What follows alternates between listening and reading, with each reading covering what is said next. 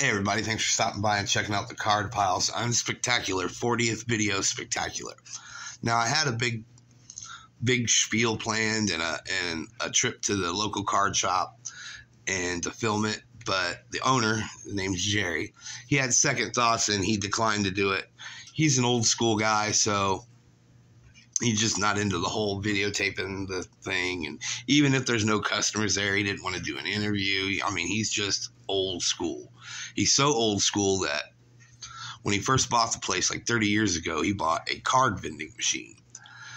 And every so often, well, all the time, he would give out different cards in the vending machine. Well, one time, he put in a couple of Mark McGwire Olympic rookie cards, and I was lucky enough to throw 50 cents in one time and win one. And a couple other people won the same card, and he would take your picture with a Polaroid and put it on the vending machine, on the card slot machine. I got a face for radio, so I declined the picture. He just put my name up. Well, it's still there today, the machine that is, and it hasn't worked since like 2003, 2004, but yet it sits right there in the shop with the people's pictures that won the McGwire cards and my name. And I would like to buy it from him if he would sell it. I've floated the idea around, and he hasn't really given me a concrete answer, but I'm just going to keep needling. Anyway, even though the video didn't work out, I still rummaged around. He's got a nice selection of stuff. He does have mainly newer stuff, and he deals in a lot of online stuff and like boxes and sets and all that. And I'm just really not into that stuff. I know I should be, because it would probably help my channel if I rip boxes or packs and stuff like that.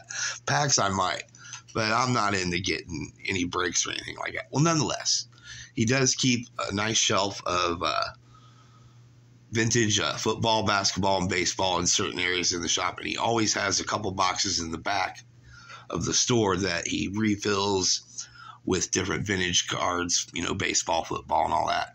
So I said, what the heck? Thanks for trying to, think about doing the video, but I'm still going to buy something here anyway, because he's a good dude, and I understand he's just old school like that. So anyway, I did some shopping through the back boxes and a couple of the displays, and this is what I picked up. The first one is from 2020 Panini Absolute DeAndre Swift rookie card, and I'm a Detroit Lions fan, and I had to pick this up. It's his rookie, and he hasn't really turned it on this year like the year before, but hopefully he turns it around and we could be a two-back team.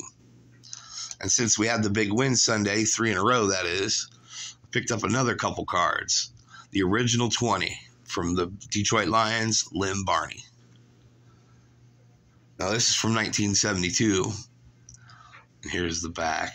It's not his rookie, but it's still a good-looking card. I mean, that's a scratch on the top loader, but look at that smile.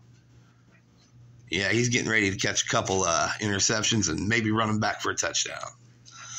And then the second in the great line of number 20s for the Detroit Lions, All-Pro Billy Sims. This is his All-Pro rookie card. And, what can you say about Billy Sims? He was electric. And this is his 1981 Topps All-Pro rookie card. So, that's pretty awesome right there. Billy Sims. Up next, we have Hall of Famer John Hannah, guard for the Patriots.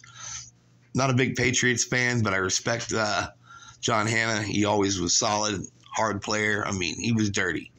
I mean, dirty as in he would play hard and get in the mud, get in the dirt. He was a football player's football player. And here's his back.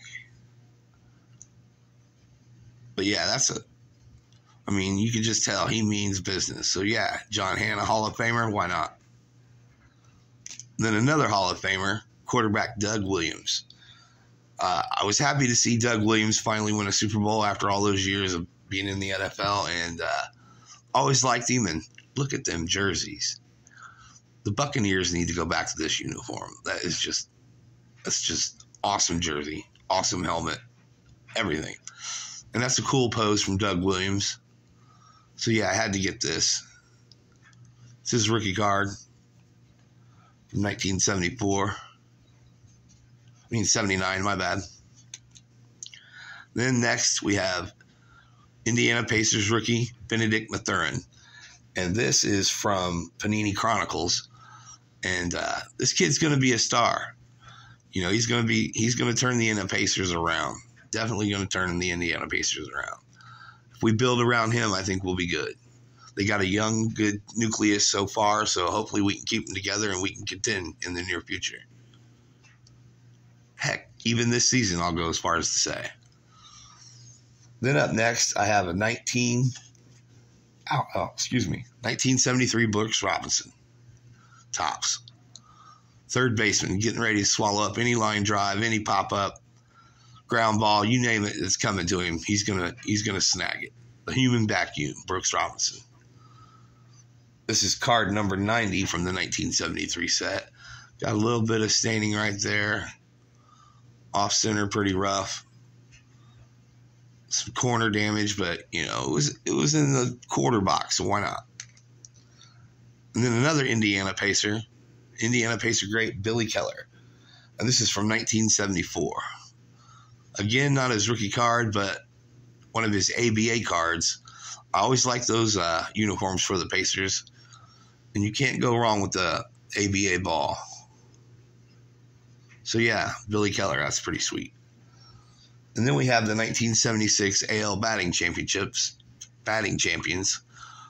with Rod Carew, Fred Lynn, and Thurman Munson. Look at that mustache on Thurman Munson. That's one of the best mustaches in baseball, right up there with Bill Buckner. Back's pretty good, off center a lot, but clean. A lot of the damage or things you see is on the top loader. But no, this is a good card to have. All three of those guys were solid. Really cool cards. So yeah, I had to snag that up. And then we have Mike Phipps, 1972 Topps. This is his, I believe, his second year card. And he also went to Purdue University and was one of the great lines of in the cradle of quarterbacks. He was in the line of the cradle of quarterbacks. Yeah, one of the great Purdue quarterbacks until Drew Brees busted all his records. But yeah, it's got torn jersey right there. Torn right there. I don't know why they didn't throw him a new one. The back's real good and clean. So yeah, Purdue great Mike Phipps. Had to get that. And then last but not least, if we're talking about great mustaches, this is probably the best mustache ever in baseball.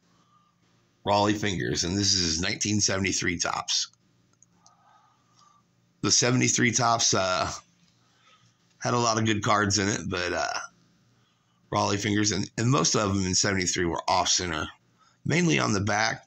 On the front, not so much that I've run into, but it's mainly on the back, and not much chipping. Little corner wear right there. But no, and speaking of cool uniforms, those A's uniforms were really cool back then. They need to bring those back full time sometimes. Maybe throwback days or what have you. But yeah, these are what I got when I went to the card shop to see about getting an interview and taking some pictures of the shop. Too bad it didn't work out, but I understand. Maybe if I keep talking to him and spending more money, he'll break down and we'll get a good solid piece of the card shop, because it's a real nice card shop. And hope you checked out your local card shop. Tell me what it's like at your card shop, at your local card shop. You know, some good deals you've gotten there, or if you hit something from an unopened pack, anything like that. You know, or if you got pictures or videos of your local card shop, please post the link. I'd love to check it out. And don't forget to please like and subscribe to this. And if you want to, I have a page over on Facebook dedicated to card and the hobby appreciation. You can check it out also at the Card Pile on Facebook. Check it out. Maybe join in, and we'll continue the fun here, there, everywhere. Just remember to keep on collecting, and let's see your cards.